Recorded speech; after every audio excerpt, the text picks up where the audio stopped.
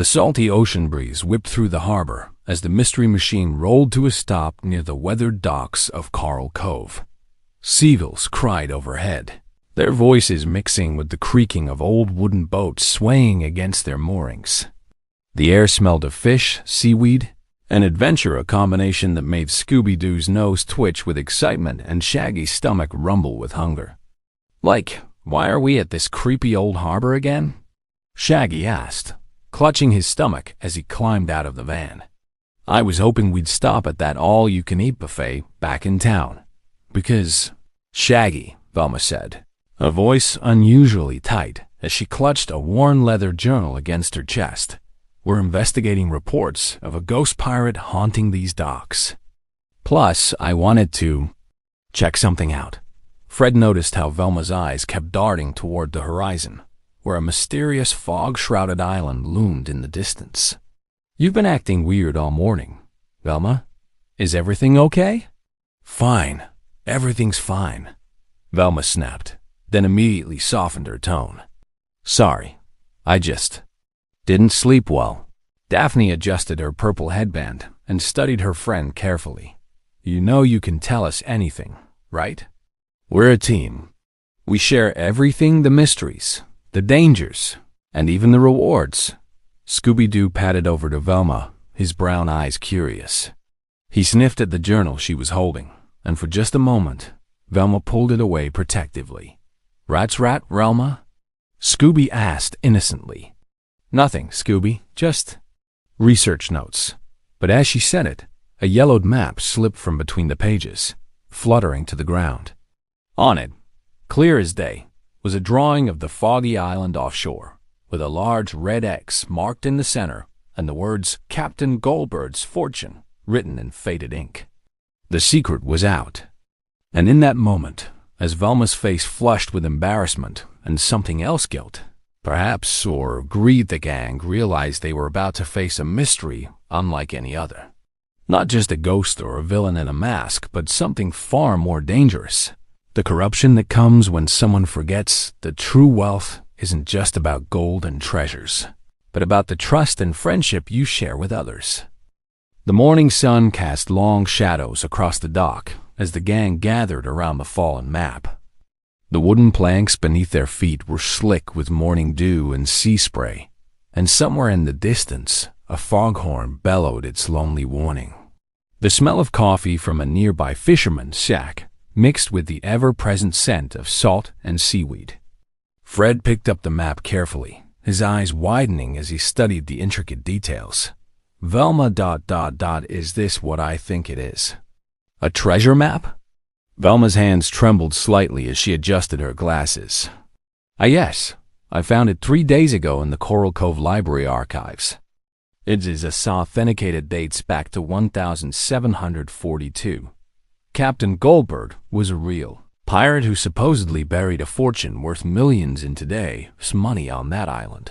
She pointed toward the fog-shrouded mass of land visible from the harbor. "Millions?" Shaggy's eyes went wide as dinner plates. "Like, that's a lot of Scooby snacks, Scoob.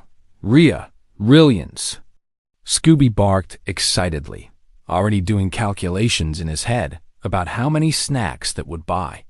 Daphne's expression grew concerned. "Wait, you found this 3 days ago? Velma, why didn't you tell us?" "We always worked together." The silence that followed was uncomfortable. A seagull landed on a nearby piling, cocking its head as if waiting for Velma's answer too. "I was going to tell you," Velma said quietly, not meeting their eyes. "I just ... I wanted to verify it first. Make sure it was real before getting everyone's hopes up. And I was thinking about what we do with the money. You know, planning. Being responsible." Fred crossed his arms, his usual friendly demeanor cooling slightly. "Planning is good, Velma, but planning alone, without the team, that's not how we operate. We're a partnership. In mystery solving, and I thought in everything else too." "Fred's right," Daphne added gently. "When we work together and pool our resources, our skills, our ideas, our efforts, we're so much stronger. That's basic economics, really." Collaboration creates more value than competition. Velma felt a pang of guilt twist in her stomach. You're right. I'm sorry. I got caught up in the excitement. And maybe a little worried about how we'd split it fairly. 5 ways. But what if someone needs more? What if we disagree on how to use it? Like, I know how I'd use my share. Shaggy interjected, trying to lighten the mood. A lifetime supply of hero sandwiches and pizza.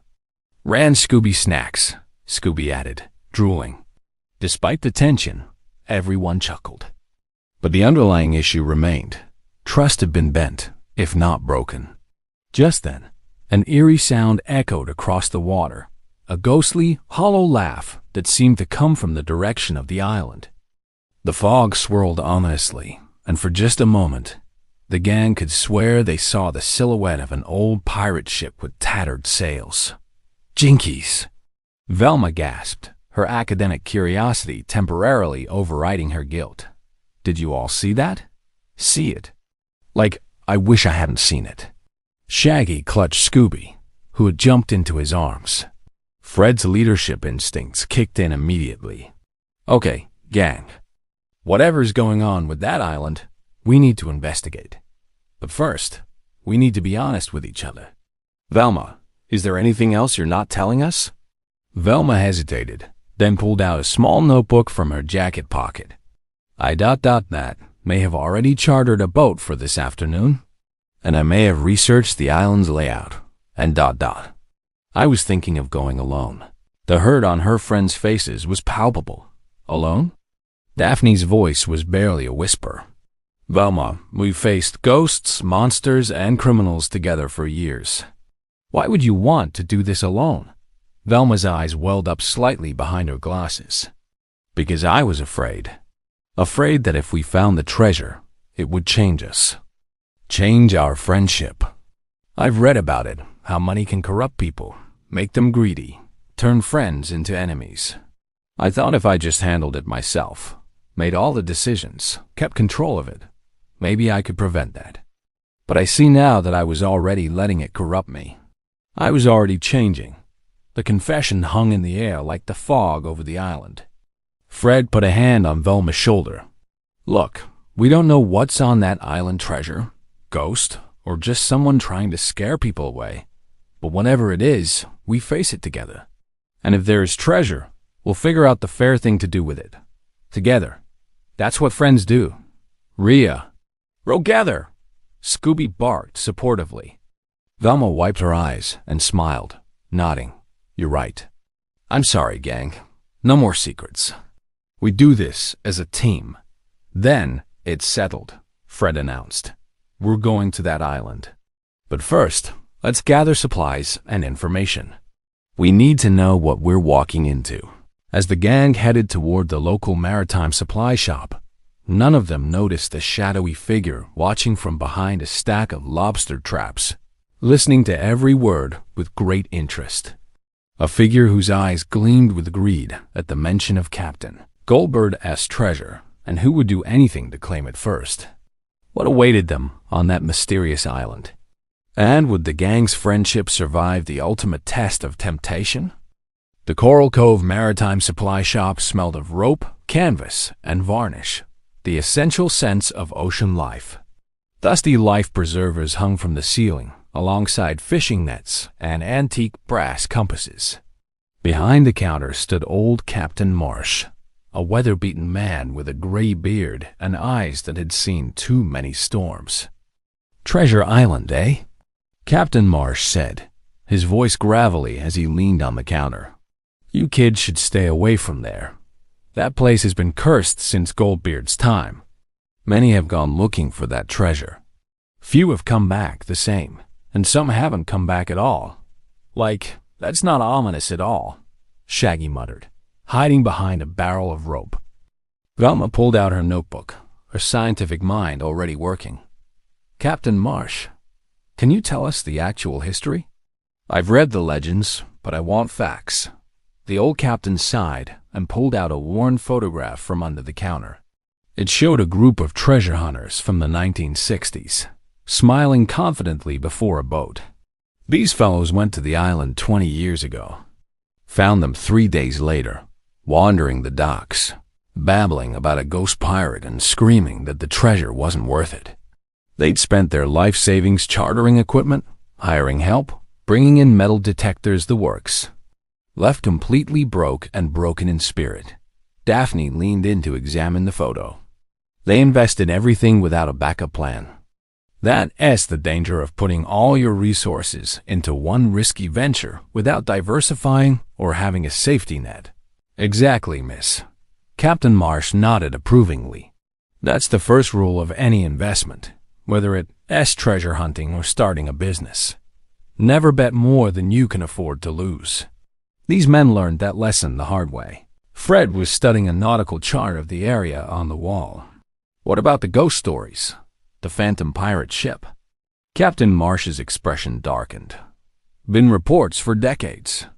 Some say it's Goldberg himself, guarding his treasure. Others say it's someone trying to scare folks away. Either way, strange lights appear on that island at night, and that ghostly laugh. I've heard it myself on quiet evenings. Scooby's ears drooped. Rost? Now, Scooby, we don't know it's a real ghost, Velma reassured him, though her voice wavered slightly.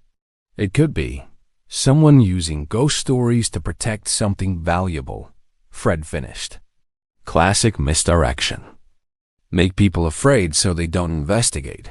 Or, Shaggy added nervously, it could be a real ghost who's really mad about people trying to steal his treasure. As they discussed the situation, Velma quietly examined a display of old coins near the window. Among them, she noticed something odd: several coins that looked similar to ones mentioned in the treasure legend. But these were clearly new, their edges too sharp, their coloring too bright. Jinkies, she whispered, picking one up. These are counterfeits. Really good ones, but still fake. Daphne joined her, using her keen eye for detail. You're right. The weight is off too. See how this one is slightly lighter? She'd learned about coin authentication from her wealthy family's collection. Someone's making fake treasure coins.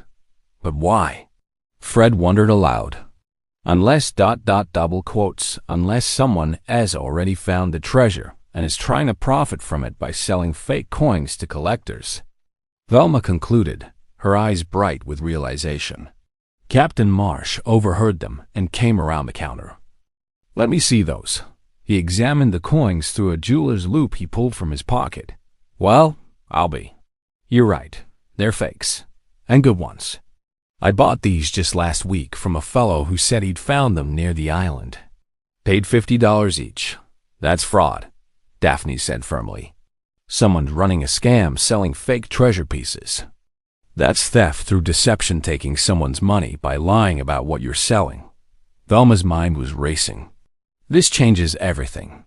If someone's selling fake coins, they might know where the real treasure is. Or they're trying to fund an expedition to find it by defrauding others first. Like a pyramid scheme, Shaggy said, surprising everyone with his insight. Like those guys who promise you'll get rich if you just invest in their amazing opportunity. But it's all fake? Exactly, Shaggy, Velma confirmed proudly. Someone's generating capital through illegal means. But who? Just then, the shop door burst open with a bang that made everyone jump. A tall, thin woman in expensive diving gear strode in, her boots leaving wet prints on the wooden floor. She had sharp features and sharper eyes that immediately locked onto the map Fred was still holding. I couldn't help but overhear, she said smoothly, her voice like honey laced with venom. You kids are planning to explore Treasure Island. How ...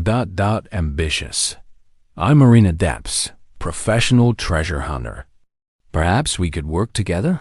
Pool our resources? I have equipment, expertise, and funding.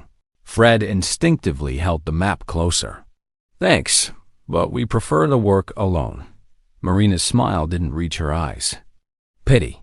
The ocean is dangerous for amateurs. But I suppose you'll learn that soon enough. She turned to Captain Marsh.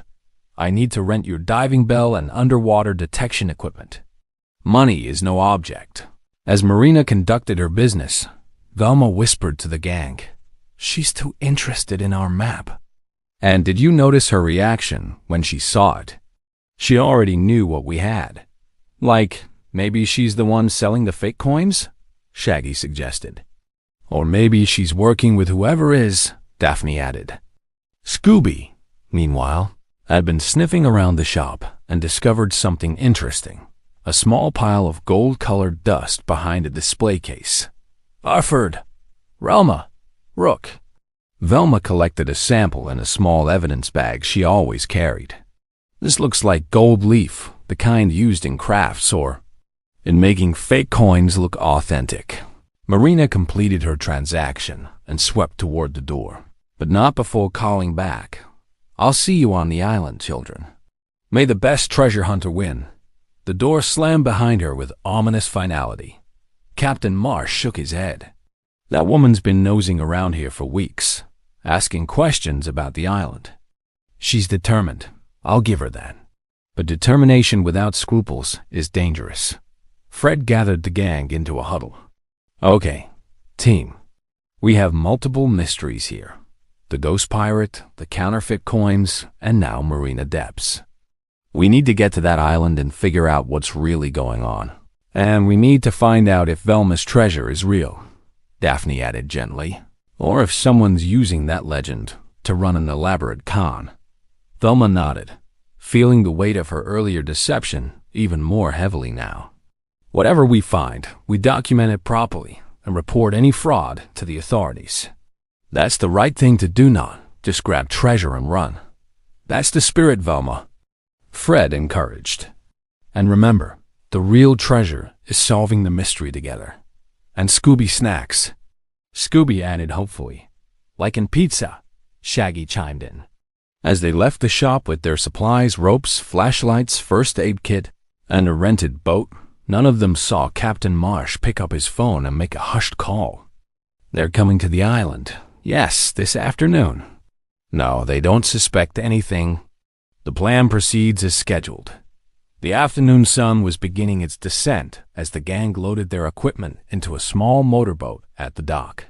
The fog around Treasure Island seemed thicker now, more menacing, and that ghostly laugh echoed across the water once more, closer this time, more threatening. Whatever secrets the island held, the gang was about to discover them. But would their friendship survive the test? And what price would they pay for the truth about Captain Goldbeard's treasure? The boat's motor puttered through choppy waters as Treasure Island loomed larger ahead. The fog clung to its rocky shores like ghostly fingers, and the late afternoon sun struggled to penetrate the gloom. Waves slapped against the hull in an irregular rhythm that made Shaggy clutch his stomach. Like, why does every mystery have to involve boats? He groaned.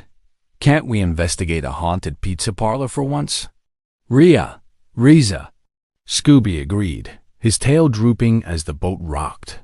Velma was studying her notes intently, cross-referencing the old map with geological surveys she'd printed from the library. According to my research, the island has a series of natural caves along the northern shore. That's where Goldberg supposedly hid his treasure. But there are also signs of more recent activity. Someone has been excavating there within the last few months. Recent activity? Fred's detective instincts sharpened. That supports our theory that someone's already searching for the treasure.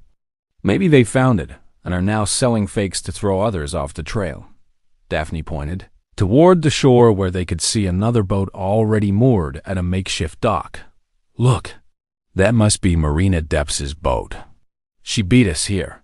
Rust our ruck, Scooby muttered.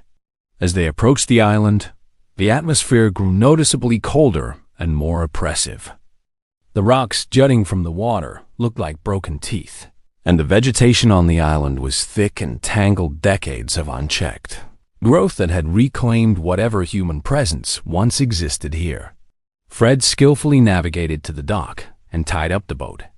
The wooden planks were old but recently reinforced, more evidence of recent visitors. As the gang stepped onto solid ground, they heard it again. That hollow, echoing laugh that seemed to come from everywhere and nowhere at once. "Okay, gang, let's split up and search for clues," Fred began, but Velma interrupted him. "Wait, I think we should stay together this time. I know we usually split up, but ... She looked at each of her friends meaningfully. "I've already made the mistake of trying to do things alone. I don't want anyone taking unnecessary risks." There was a moment of surprise, then understanding smiles from everyone. "Actually, that's pretty smart, Velma," Daphne agreed. "Especially on unfamiliar terrain with potential threats. In business terms, it's about risk management, minimizing potential losses by keeping your team coordinated and informed. Like, I'm totally on board with not splitting up," Shaggy said enthusiastically. "Right, Scoob?" "Absolutely." But Fred's practical mind saw a problem. "You're right about staying safe, but we also need to cover ground efficiently. How about this? We split into 2 groups, but stay within shouting distance and check in regularly. Daphne and I will investigate the caves on the North Shore. Velma, you take Scooby and Shaggy and explore the southern beach where the map indicates an old pirate camp." Velma hesitated, then nodded. "Okay, but we check in every 15 minutes using these walkie-talkies." She pulled out 2 handheld radios she brought from the supply shop. "Deal," Fred agreed. "And remember, if anyone sees something dangerous, we regroup immediately. No heroics." The 2 groups separated, with Fred and Daphne heading up a steep, rocky path toward the visible cave entrances, while Velma, Scooby, and Shaggy took a worn trail along the beach toward what appeared to be ancient stone foundations half buried in sand. As Velma's group walked, she noticed something troubling. "Look at these footprints," she said, kneeling in the damp sand. "Multiple sets, all recent. Some are definitely Marina's. You can see the pattern from those expensive diving boots. But there are at least 3 other sets. We're not alone on this island." Zoinks! Shaggy's eyes went wide. "Like, maybe we should have all stayed together after all." "It's okay," Scooby said bravely, though his legs were shaking. "Railroad tech, Velma." Velma smiled at her canine friend's courage. "Thanks, Scooby. Come on, let's see what's at those ruins." Meanwhile, Fred and Daphne had reached the cave entrance. It was larger than it appeared from below, a gaping mouth in the rock face with ancient pick marks visible on the walls. "Someone's been mining here," Daphne observed, running her fingers over the tool marks. "These are old, probably from Goldbeard's era. But look," she pointed to a section where the marks were cleaner, fresher. "These are recent. Within the last year, I'd say." Fred pulled out a flashlight and shone it into the cave's depths. The beam revealed a tunnel that descended into darkness, with wooden support beams that looked both ancient and newly reinforced. Someone's been maintaining this access. They expected to use it regularly. As they ventured deeper, they found evidence of a sophisticated operation. Battery-powered work lights mounted on stands, modern excavation tools neatly stored against the wall, and most tellingly, a portable generator. "This isn't amateur treasure hunting," Daphne said, examining the equipment. "This is a professional operation. Someone's invested serious money here, thousands of dollars in equipment alone." Or, Fred suggested darkly, they're using money from selling fake coins to fund the real excavation. It's like using stolen goods to buy more tools for stealing. The walkie-talkie crackled to life. "Fred? Daphne? It's Velma. We found something. The old pirate camp has signs of recent habitation. Someone's been living here, and they left documents behind. You need to see this." "On our way," Fred responded. "Be careful. Don't touch anything until we get there." But as Fred and Daphne turned to head back, they heard a sound that froze their blood, the grinding of stone on stone. They spun around to see a large boulder clearly rigged with some kind of mechanism rolling across the cave entrance, sealing them inside. "It's a trap!" Daphne shouted, running toward the closing exit. But they were too late. The boulder settled into place with a definitive thud, plunging them into darkness except for their flashlight beams. Fred immediately tried the walkie-talkie. "Velma! Shaggy! Scooby! Come in! We're trapped in the cave!" There's been a cave-in or someone triggered a trap. Back on the beach, Velma's blood ran cold as she heard Fred's message. "We're coming! Hold tight!" But before they could move, that ghostly laugh echoed across the beach, louder now, more menacing. And then, emerging from the fog like a nightmare made real, came a figure, a spectral pirate in rotting clothes, with glowing green eyes and a cutlass that seemed to drip with ghostly fire. "Leave this island!" The ghost roared in a voice that shook the very ground. "The treasure of Goldbird is cursed. All who seek it shall share my doom. Roast!" Scooby screamed, leaping into Shaggy's arms. "Scoob, I can't run when I'm carrying you," Shaggy wailed. But Velma stood her ground, her scientific mind working even through her fear. Something about the ghost wasn't right. The way it moved, the way the fog seemed to follow it, it was too theatrical, too perfect. "It's a trick," she shouted. "Scooby, Shaggy, the ghost isn't real. Look at the projection equipment in those trees." She was right. Hidden among the branches were small projectors creating the ghostly image, with speakers providing the voice and sound effects. It was an elaborate illusion, but who was controlling it, and why? The ghost flickered and vanished, confirming Velma's suspicion, but her relief was short-lived. From behind the ruins emerged three real, very solid figures, Marina Depps and two rough-looking men in diving gear. "Very perceptive, Miss Dinkley," Marina said coldly. "But perception won't help you now. You and your friends have become ... inconvenient. That treasure is mine. I've invested too much time and money to let a bunch of meddling kids ruin everything." Velma's mind raced. Fred and Daphne were trapped. She, Scooby, and Shaggy were confronted by criminals, but giving up wasn't in her vocabulary. She'd gotten them into this mess by keeping secrets. Now she needed to be smart enough to get them out. "You've been running a con," Velma said, "buying time. Selling fake coins to fund your real treasure hunt. That's fraud and theft." "You'll never get away with it," Marina laughed. "Won't I? Once I have Goldbeard's treasure, I'll disappear to a country with no extradition treaty. The coins I sold? Untraceable. The treasure? Mine by right of salvage.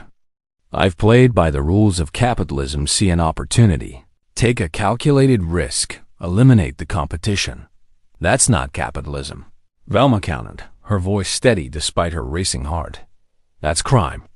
Real business ethics require honesty, fair dealing, and respect for the law. You violated all of that. And you've forgotten the most important economic principle of all." "Oh? And what's that?" Marina sneered. Velma smiled slightly. "The value of teamwork and trust. You're working with these men, but do you really trust them? Will you share the treasure fairly?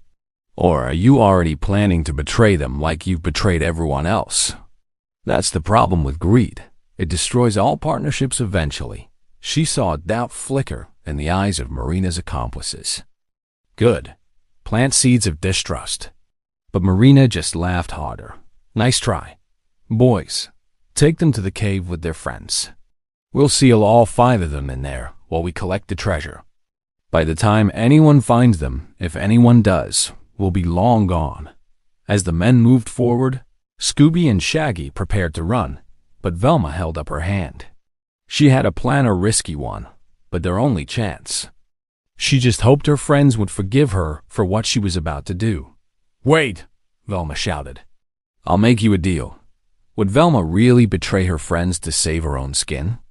Or was this part of a larger plan? And could Fred and Daphne escape their rocky prison before it was too late? Inside the dark cave, Fred and Daphne were working frantically. The boulder blocking the entrance was massive, impossible to move by hand. But Fred's trap-making expertise gave him a different perspective. "If someone rigged this boulder to roll into place," he said, examining the mechanism by flashlight. Then there must be a way to trigger it to roll back. Look for counterweights, levers, or pressure plates. Daphne ran her hands along the cave walls, searching for anything unusual. I found something. There's a gap here, like a hidden cavity. She pushed on the surrounding stones until one gave way slightly with a grinding sound. Wait, Fred warned. It could trigger another trap. Let me check for secondary mechanisms first. He examined the area carefully, noting the ancient engineering. These pirates were clever. They created a system where you needed to trigger 3 different releases simultaneously. It's like a combination lock, but mechanical. A fail-safe system, Daphne realized. Multiple authorization required, like how banks require 2 signatures for large transactions. It prevents any single person from betraying the others. Exactly. It shows these pirates understood the value of mutual accountability. They didn't trust each other completely, so they built in checks and balances. Fred traced the mechanism with his fingers. But we only have 2 people. We need a 3rd set of hands. Daphne's face fell. Then we're stuck until Velma and the others can help from outside. Not necessarily. Fred pulled out his pocket knife and some rope from his supply bag. I can rig a pulley system. We tie ropes to the first 2 triggers. Then we both pull the 3rd one together. It's not elegant, but it might work. As Fred began constructing his improvised solution, Daphne tried the walkie-talkie again. Velma? Shaggy? Scooby? Come in. But there was only static. The rock must be blocking the signal. Then we work fast, Fred said grimly. Because if they can't reach us, they might be in trouble too. Back on the beach, Velma's deal had bought them precious minutes. She'd claimed she knew a secret about the map, a code that revealed the exact location of the treasure as main vault. Marina, greedy and impatient, had taken the bait. Show me, Marina demanded, holding out the map. Velma pretended to study it, her mind racing through possibilities. She needed to create a trap, but without Fred's expertise or equipment, she'd have to improvise with what was available. The old pirate camp ruins, the beach itself, the timing of the tides, ...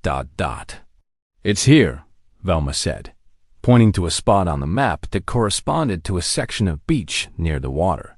But we need to dig at low tide or the chamber floods. According to the lunar tables, low tide isn't exactly ... quote she.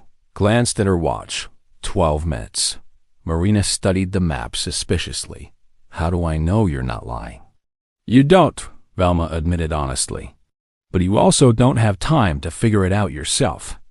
The next low tide after this won't come for 12 hours. Are you willing to risk losing a day? What if the authorities are already looking for us? What if other treasure hunters arrive? The greedy light in Marina's eyes intensified. She was being manipulated by her own avarice, a classic economic trap where fear of missing out overrides rational decision-making. Fine, Marina snapped. We dig where you indicated. But if this is a trick, your friends stay trapped in that cave forever. Boys, get the shovels. And tie up these 3 so they can't cause trouble. As Marina's thugs bound Velma, Scooby, and Shaggy's hands, though not very expertly, Velma whispered to her friends, "Trust me. When I give the signal, run for the tree line." Like, what's the signal? Shaggy whispered back. You'll know it, Velma assured him. The group moved to the designated spot where the wet sand was dark and packed firm. Marina's accomplices began digging enthusiastically, motivated by promises of wealth. Marina stood watching, her greed making her blind to the tactical mistakes she was making. Velma watched the water carefully. She'd told the truth about one thing. It was approaching low tide, but she'd lied about the location. This area of beach wasn't where the treasure might be hidden. This was where an old pirate defensive system lay buried, something she'd read about in the historical documents but hadn't shared with anyone. As the shovels bit deeper into the sand, Velma counted down mentally. She'd studied the tides, the terrain, the history. The old pirates had engineered a trap for exactly this kind of scenario. Greedy treasure hunters digging in the wrong place. "Beeper," Marina commanded. "It must be at least 8 feet down." 6 minutes until high tide surge began. 5 minutes. 4. I hit something. One of the thugs yelled excitedly. "It's wood, like a chest." Marina rushed forward, pushing past her own men. "Let me see." That's when Velma saw it, the first sign of her plan working. A thin trickle of water seeping up through the hole they dug. Not from below, but from the sides. "Run!" Velma shouted to Scooby and Shaggy. Despite their bound hands, they sprinted for the tree line. Confused, Marina spun around. What? The pirates' ancient trap triggered perfectly. The digging had breached a natural underground channel that connected to the sea. At high tide, these channels flooded with incredible force. The surge of seawater exploded upward, turning the dig site into a geyser of cold ocean water and sand. Marina and her thugs were knocked off their feet, sputtering and blinded. The wooden chest they found was actually part of the trap mechanism of a false treasure that triggered the flood. Velma had already loosened her poorly tied ropes and freed herself. She ran to help Scooby and Shaggy, quickly untying them as well. "Velma, that was amazing," Shaggy gasped. "But how did you know about the water trap?" "I read about it in Captain Goldbeard's journal entries at the library," Velma explained, already running toward the cave where Fred and Daphne were trapped. The pirates built defenses against exactly this kind of greedy treasure hunting. They knew human nature, that greed makes people reckless, makes them ignore warning signs. So there never was a treasure at that spot. Scooby asked. "The real treasure location is still a mystery. But right now, our friends are the priority," Velma said firmly. They reached the cave entrance just as Fred and Daphne triggered their mechanism from inside. The boulder began to roll away with a grinding sound, and after a tense moment, it cleared the opening enough for Fred and Daphne to squeeze through. "Velma!" "Thank goodness," Daphne exclaimed, hugging her friend. "What happened?" "We heard shouting." Velma quickly explained Marina's trap and her counter-trap using the tidal flooding system. Fred grinned with admiration. "That's brilliant trap-making, Velma. You use the environment and their own greed against them. Classic misdirection combined with natural forces." Speaking of Marina," Shaggy interrupted nervously. "Won't she and her goons be coming after us once they dry off?" As if on cue, angry shouts echoed from the beach. Marina and her accomplices were recovering from the water trap, and they did not sound happy. "We need to spring our own trap, a real one this time," Fred said, his leadership instincts taking over. "Velma, you know this island better than anyone now. Where's the best place to corner them?" Velma thought quickly, mentally mapping the island's geography. The old pirate fortress ruins near the center of the island. It's got only 2 entrances, stone walls that are still mostly intact, and according to the historical records, a holding cell where they kept prisoners. If we can lure them there, then we can trap them inside and call the authorities. Daphne finished excitedly. "But how do we lure them?" Shaggy asked. I don't think they're gonna follow us just because we asked nicely." Scooby's eyes suddenly lit up. "Re-treasure. Remake them rink refounded." "Scooby's right," Velma exclaimed. "We need bait. Something that looks like the treasure valuable enough that Marina's greed will override her caution." Fred was already scanning their surroundings. The cave we were trapped in had those old wooden support beams. We could break some apart, put them in a container, and make it look like we found a chest full of gold coins. And I can use my makeup mirror and some gold-colored sand from the beach to create fake gold dust, Daphne added. "From a distance, in dim light, it'll be convincing enough." "I hate to be the voice of doom here," Shaggy said, wringing his hands. "But won't Marina just try to take the fake treasure and trap us again?" "Not if we control the environment," Fred explained. his strategic mind working through the details. Here's the plan. Velma and Daphne prepare the fake treasure.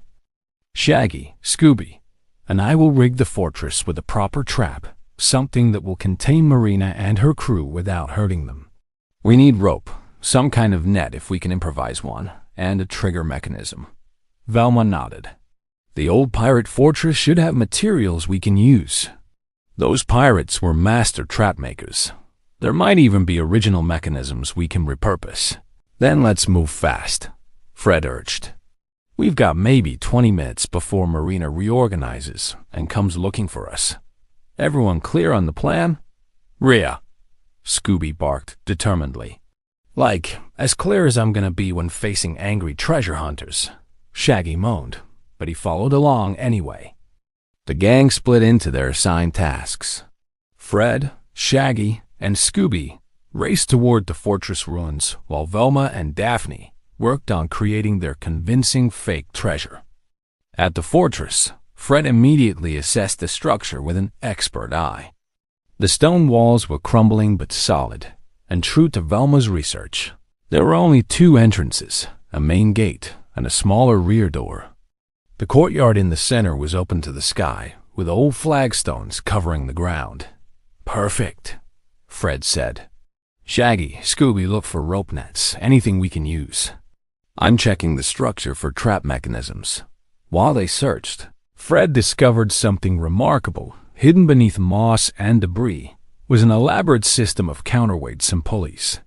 The old pirates had built a cage system that could drop from the ceiling beams above the courtyard. This is incredible engineering, Fred marveled. They understood mechanical advantage, weight distribution, and timing mechanisms. This is advanced physics applied practically. Rephysics? Scooby asked, confused. He means the pirates were smart enough to build a really good trap using science, Shaggy translated. Like, I found some old rope. It's kind of moldy, but still strong. And I found fishing nets in one of the storage rooms. Scooby added proudly, dragging several tangled nets behind him.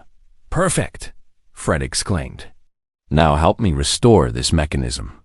We need to attach the nets to these pulleys, then rig a trigger that releases when someone steps on this specific flagstone here. He indicated a slightly raised stone in the center of the courtyard. As they worked, Fred explained the principle.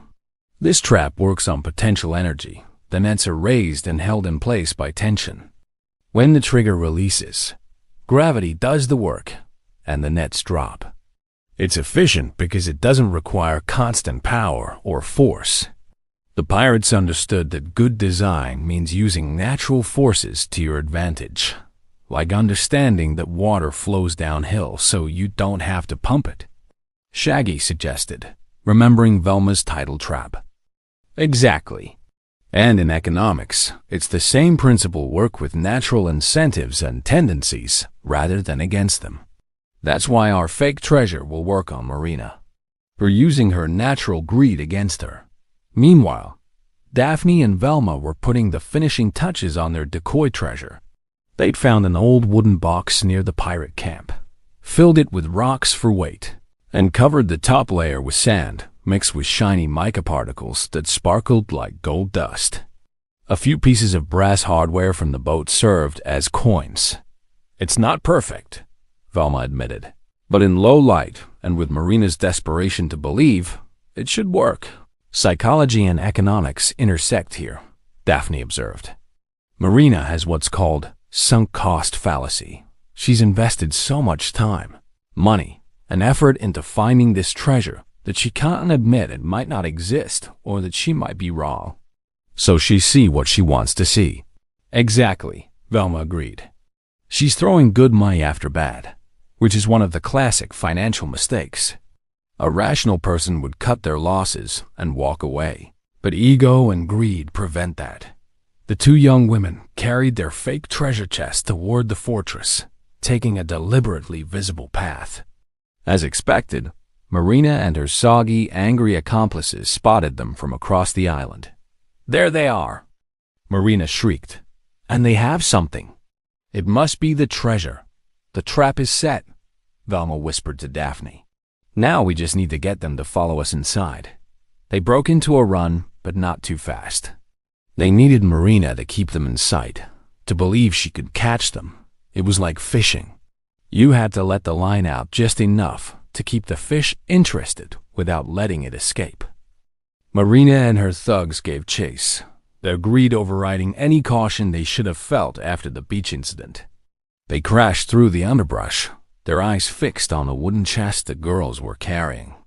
Velma and Daphne burst through the main gate of the fortress, running across the courtyard toward the rear exit where Fred had positioned himself. As they passed the trigger stone, they carefully stepped over it. Marina and her crew weren't so careful. They charged into the courtyard, and Marina herself stepped directly on the trigger stone in her haste. Whoosh! The ancient mechanism worked perfectly. The nets dropped from above, weighted at the edges with stones Fred had added. Marina and her two accomplices were caught in the nets like fish, tangled and unable to escape. "What now?" Marina screamed, struggling against the netting. "Let me out. That treasure is mine." Fred, Shaggy, and Scooby emerged from their hiding places, quickly securing the edges of the nets to iron rings set in the fortress walls, original features the pirates had used for exactly this purpose. "Actually," Velma said calmly, opening the treasure chest to reveal rocks and sand, "there is no treasure. Just this fake one we made to catch you." Marina's face went from rage to disbelief to despair as she saw the worthless contents. "And now I invested everything. My savings, my reputation, I even took out loans, ... quotes. And that's the lesson," Daphne said, not unkindly. "Never invest more than you can afford to lose. And definitely never commit crimes to fund an investment. You violated every principle of ethical business and personal finance." One of Marina's thugs looked at his trapped employer with disgust. "You said this was a sure thing. You said we'd be rich." "I could have been working a real job instead of following you to this cursed island." "Yeah," the other thug agreed. "And you were going to double-cross us anyway, weren't you? Keep most of the treasure for yourself?" Marina's silence was damning. "See," Velma said quietly, "that's what happens when partnerships are built on greed instead of trust. Eventually, everyone turns on each other. There's no honor among thieves, as they say." Fred pulled out his walkie-talkie, which now worked properly outside the cave.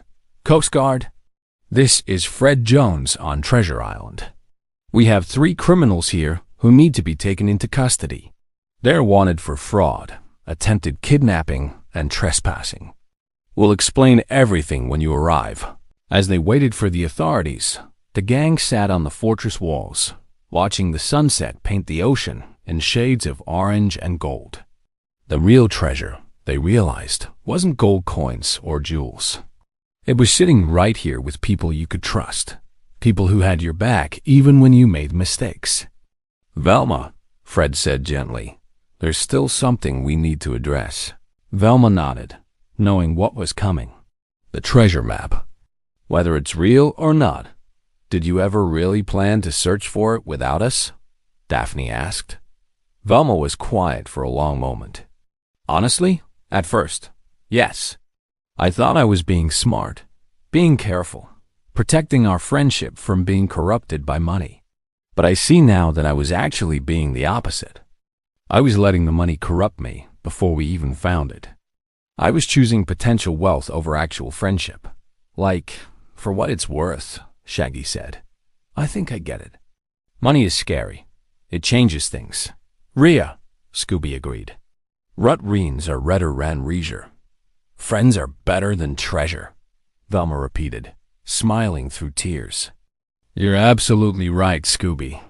And I'm sorry, I forgot that, even for a little while." Fred put his hand on Velma's shoulder. "We all make mistakes.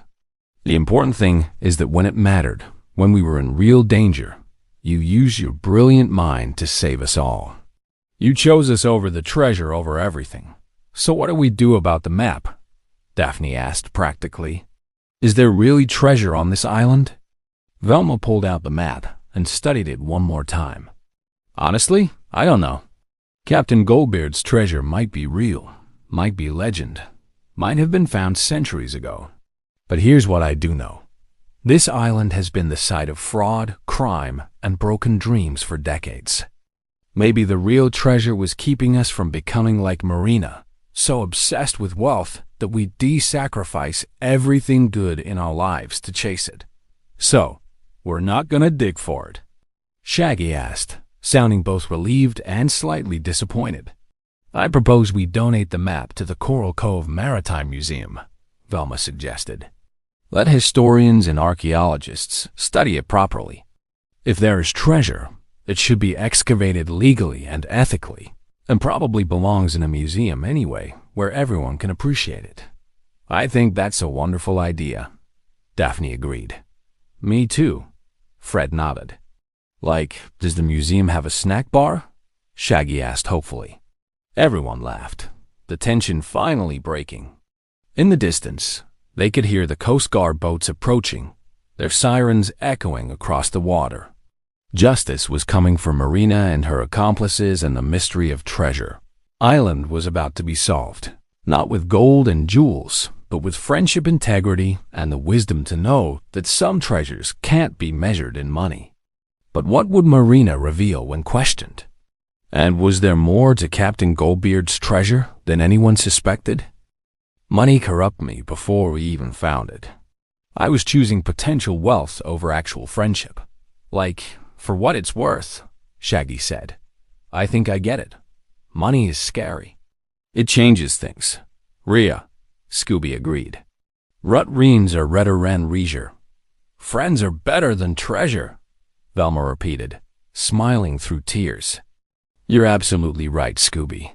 And I'm sorry I forgot that, even for a little while. Fred put his hand on Velma's shoulder. We all make mistakes. The important thing is that when it mattered, when we were in real danger, you used your brilliant mind to save us all. You chose us over the treasure over everything. So, what do we do about the map? Daphne asked practically. Is there really treasure on this island? Velma pulled out the map and studied it one more time. Honestly, I don't know. Captain Goldbeard's treasure might be real, might be legend, might have been found centuries ago. But here's what I do know. This island has been the site of fraud, crime, and broken dreams for decades.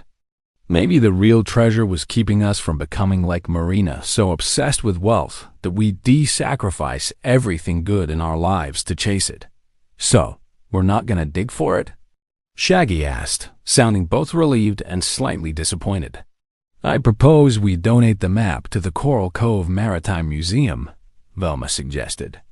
Let historians and archaeologists study it properly. If there is treasure, it should be excavated legally and ethically, and probably belongs in a museum anyway, where everyone can appreciate it. I think that's a wonderful idea, Daphne agreed. Me too, Fred nodded. Like, does the museum have a snack bar? Shaggy asked hopefully. Everyone laughed, the tension finally breaking. In the distance, they could hear the Coast Guard boats approaching, their sirens echoing across the water. Justice was coming for Marina and her accomplices, and the mystery of treasure island was about to be solved, not with gold and jewels, but with friendship, integrity, and the wisdom to know that some treasures can't be measured in money. But what would Marina reveal when questioned? And was there more to Captain Goldbeard's treasure than anyone suspected? The Coast Guard cutter pulled alongside the island's dock, its spotlight cutting through the gathering dusk. Captain Patricia Rodriguez, a no-nonsense officer with 20 years of experience, was the first to disembark, followed by two junior officers. Fred Jones? She called out, spotting the gang waiting near the fortress. We got your call. Where are the perpetrators? Trapped in the old fortress, Captain, Fred reported professionally. 3 individuals, marine adepts and 2 accomplices. They're secured with netting and not going anywhere. As they led Captain Rodriguez to the fortress, Velma explained everything. The counterfeit coins, Marina's fraud scheme, the attempted kidnapping, and how they'd used a trap to capture the criminals safely. Captain Rodriguez examined the scene with approval. Impressive work, and nobody got hurt? Just Marina's pride and her bank account, Daphne quipped. The Coast Guard officers carefully extracted Marina and her thugs from the netting. Marina was defiant even in defeat. I want a lawyer. This is entrapment. These kids had no right to. Actually, ma'am, they had every right to defend themselves from your attempted kidnapping. Captain Rodriguez interrupted firmly. And based on what I'm hearing, the FBI will want to talk to you about the counterfeit coin operation. That's federal fraud. One of Marina's accomplices, the younger one, who'd seemed less committed to the scheme, spoke up nervously. Captain, I want to cooperate. I'll tell you everything. Marina promised us each a third of the treasure, but we found emails on her laptop showing she planned to report us to authorities after she got the treasure, keeping everything for herself. Shut up, you idiot, Marina snarled. Ma'am, I'd advise you to remain silent, Captain Rodriguez said, reading Marina her rights. As the Coast Guard officers escorted the prisoners toward the boat, Marina turned back to the gang one last time. You don't understand, she called out desperately. That treasure is real. I've spent 5 years researching it, 10,000 hours of work, $60,000 of my own money. It has to be real. That's the sunk cost fallacy talking, Velma said, loud enough for Marina to hear. Just because you've invested time and money doesn't mean continuing to invest more is the right decision. A smart investor knows when to cut their losses. Sometimes the best financial decision is admitting you were wrong and walking away, Daphne added. Marina's face crumpled, the reality of her situation finally hitting her. She'd lost everything chasing a dream, and worse, she'd become a criminal in the process. The Coast Guard officers led her away as she sobbed. Sad, Shaggy observed quietly. Like, she could have just gotten a regular job and saved up money the honest way. Rhea, Scooby agreed. Ronus Rourke is redder. Captain Rodriguez returned to the gang after securing the prisoners on the boat. I'll need full statements from all of you, but that can wait until we're back on the mainland. Right now, I'm concerned about this. She held up the treasure map, which had been confiscated from Marina's belongings. Is this authentic? Velma adjusted her glasses. I believe the map itself is a genuine 18th century document. Whether it actually leads to treasure is another question entirely.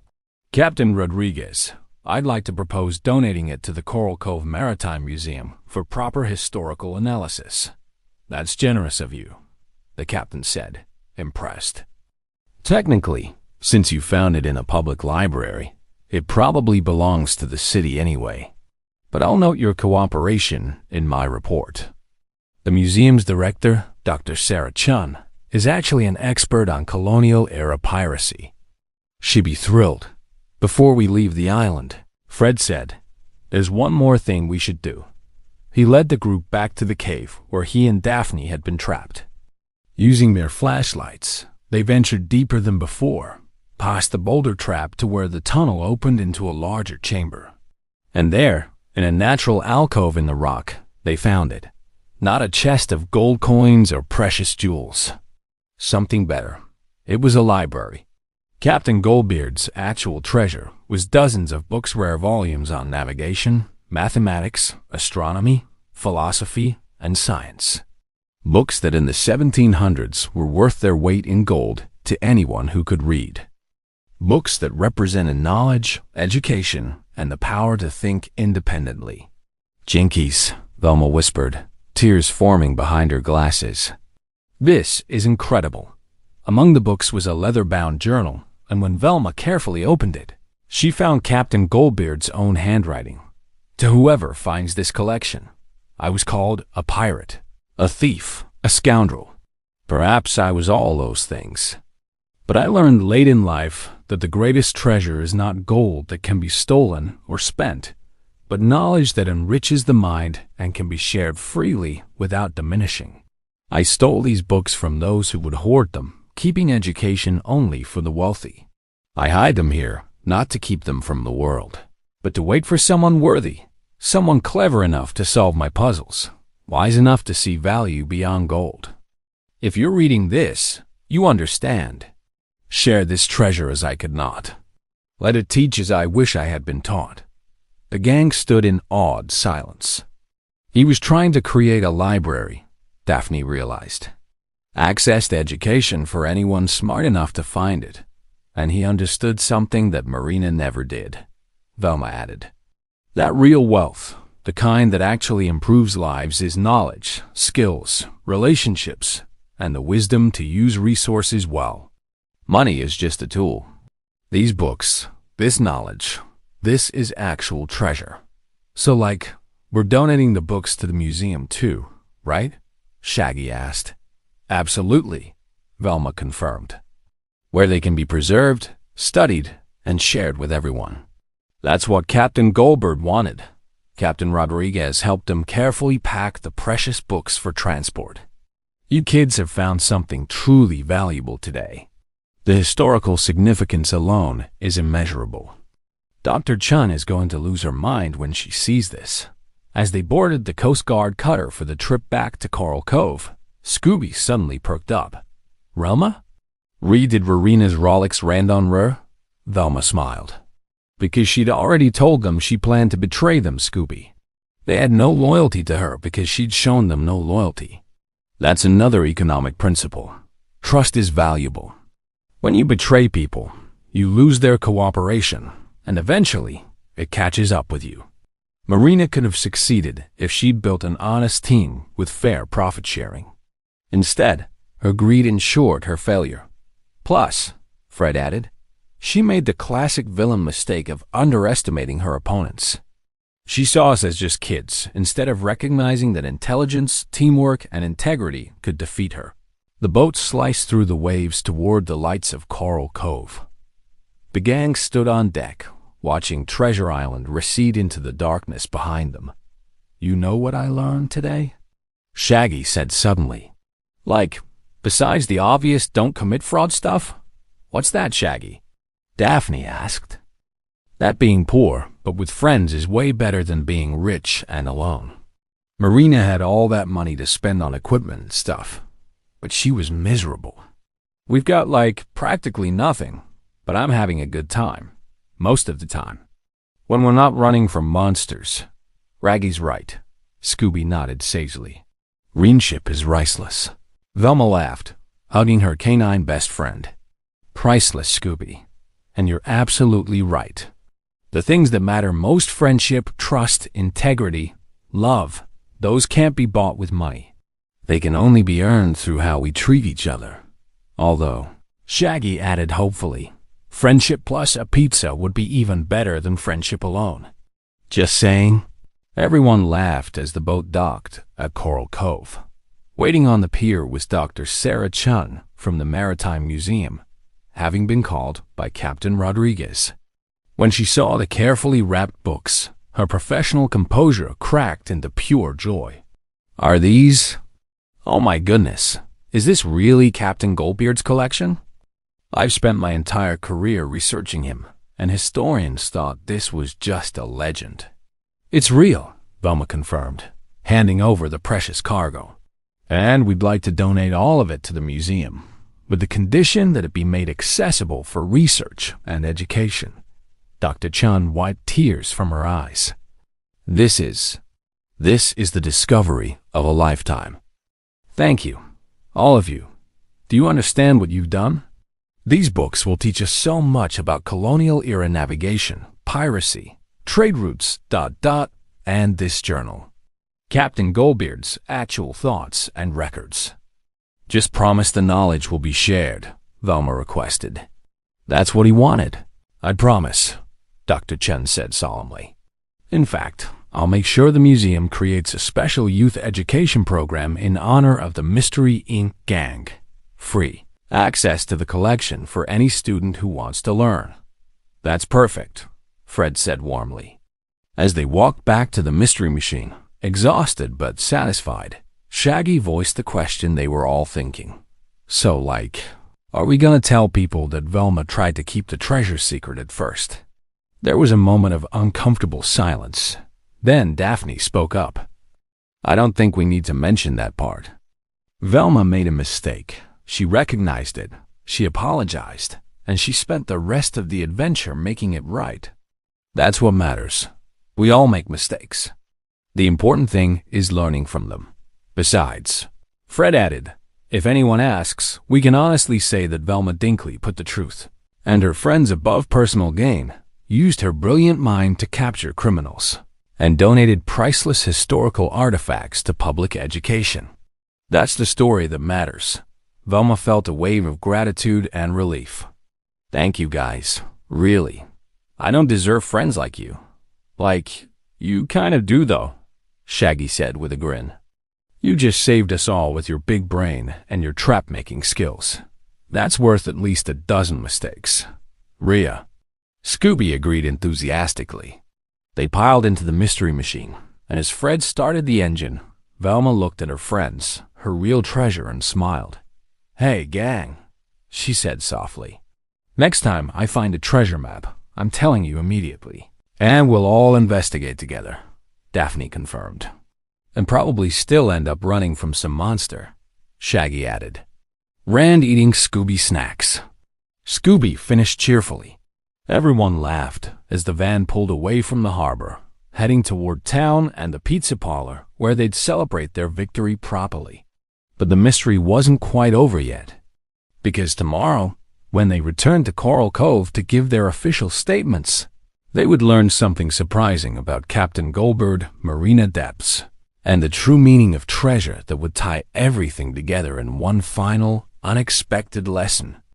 The next morning, the gang sat in the Coral Cove Police Station's conference room, giving their formal statements to Detective Maria Santos.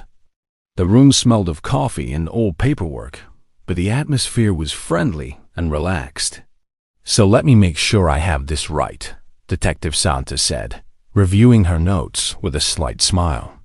Marina Depths was funding her treasure hunt by creating and selling counterfeit coins, committed fraud, attempted kidnapping, and was ultimately caught in a trap made from a 300-year-old pirate security system that you teenagers managed to repair and operate?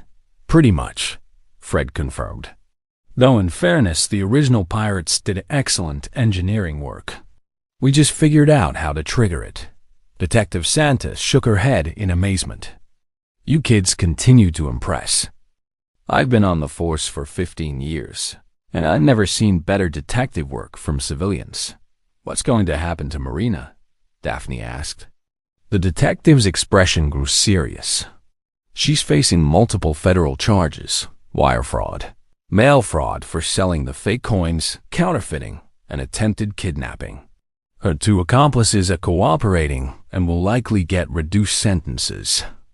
Marina herself is looking at 5 to 10 years in federal prison, plus restitution payments to everyone she defrauded.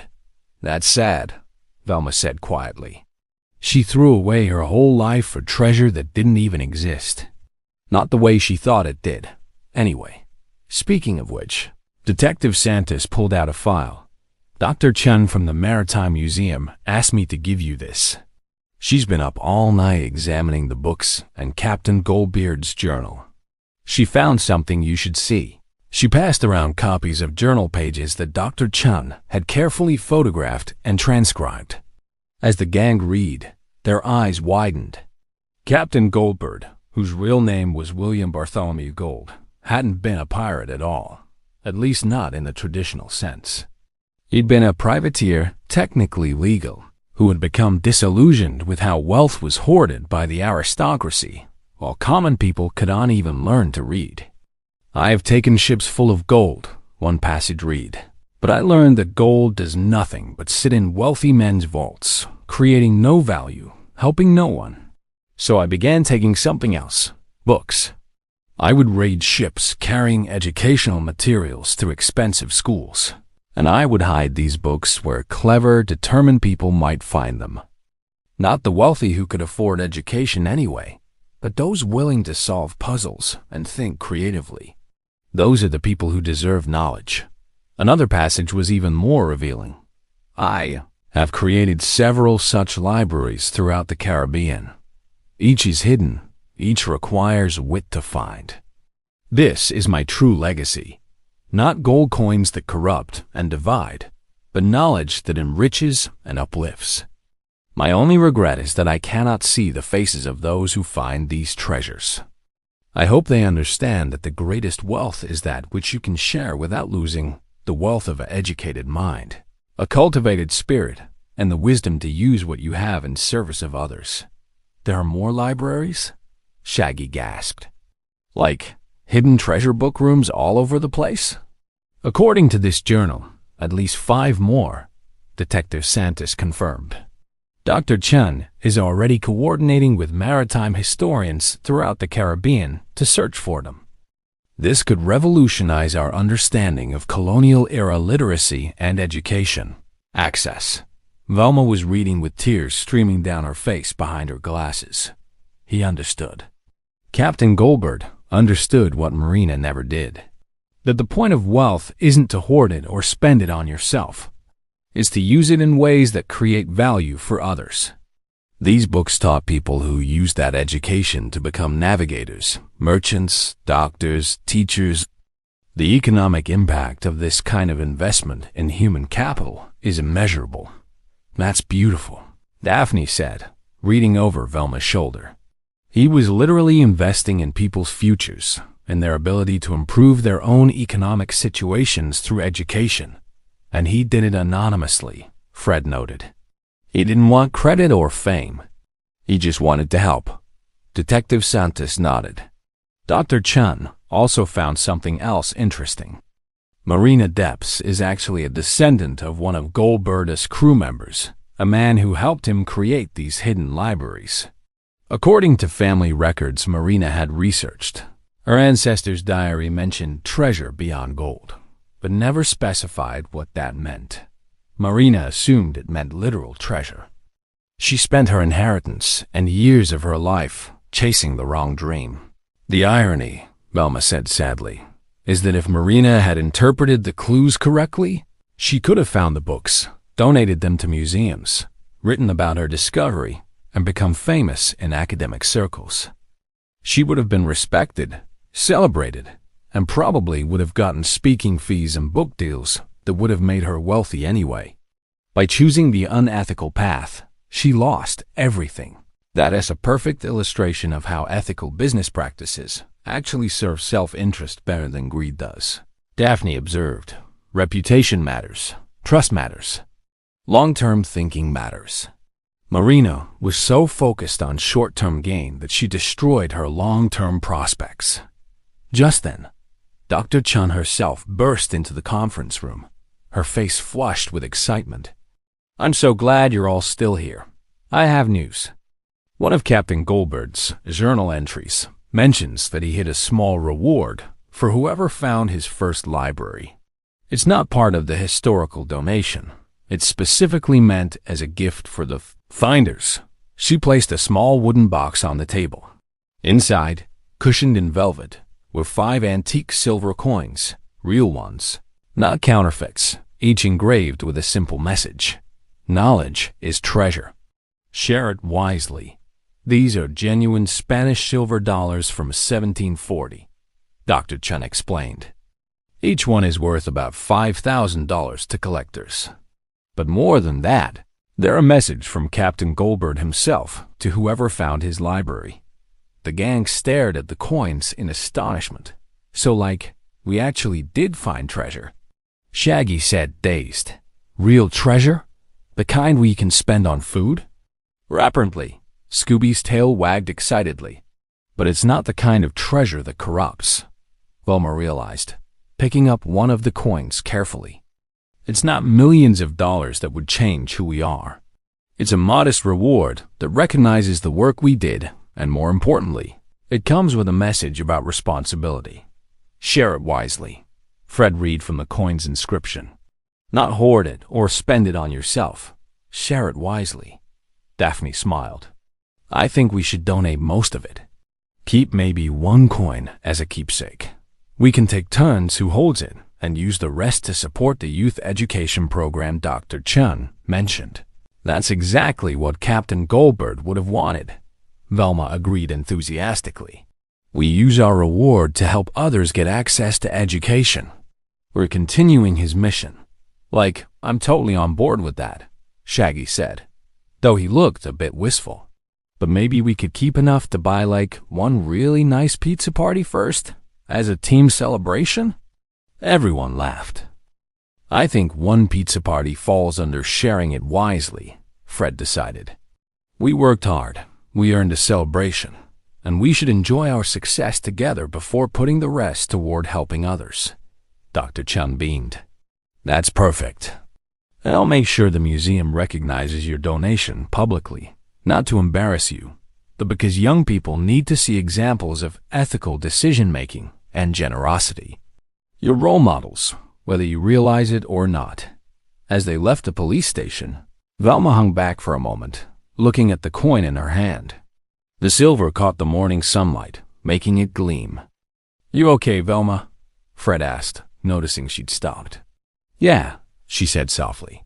I'm just thinking about how different this could have been. If I'd succeeded in keeping the treasure secret, if I'd gone to that island alone, if I'd let greed change me ... I could have ended up like Marina. Brilliant but bitter, successful in searching but failing in everything that matters. Daphne put an arm around her friend. But you didn't end up like Marina. You caught yourself. You chose friendship. And you taught all of us something important about the real meaning of wealth. What's that? Velma asked.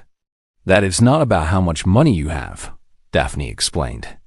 It's about having people you can trust. Being able to trust yourself to do the right thing, and understanding that the best investments are in relationships, education, and helping others succeed. Those are the things that compound over time and pay the highest returns. Shaggy jogged back to them. Like, are you guys coming? Scooby found a place that has a lunch special large pizza, wings, and salad for $20. We could celebrate and save money through savvy consumer choices. That's the spirit, Shaggy. Velma laughed, pocketing the coin and catching up with her friends. Finding value in making smart choices. At the pizza place, they crowded into a booth, and as they waited for their food, they reflected on their adventure. So what did everyone learn? Fred asked, in his typical wrap-up fashion. Daphne went first. I learned that greed can make smart people do stupid things, and that the best business strategy is always honesty and long-term thinking. I learned that old pirates were way smarter than movies make them seem, Fred added. And that good engineering lasts centuries. Like, I learned that treasure is cool and all, but not if you have to become a bad person to get it, Shaggy contributed. Also that the real treasure was the friends we made along the way, and the pizza we're about to eat. Ran Scooby snacks. Scooby added, ran that vegetation is Rothmore ran Roni. Everyone turned to Velma, who took a deep breath. I learned that I'm not immune to temptation, she said honestly. I thought I was above it, that my logical mind would protect me from greed. But I was wrong. I learned that even smart people need accountability, need friends who'll call them out when they're making mistakes. I learned that secrets are corrosive, even when you tell yourself they're for good reasons.